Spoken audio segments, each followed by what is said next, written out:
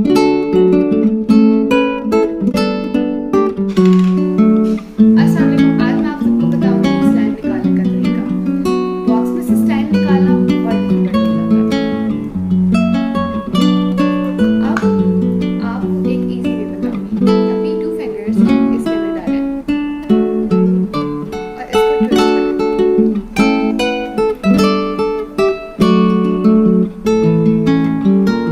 और ऑटोमेटिकली आप स्लाइम बाहर निकल आती है।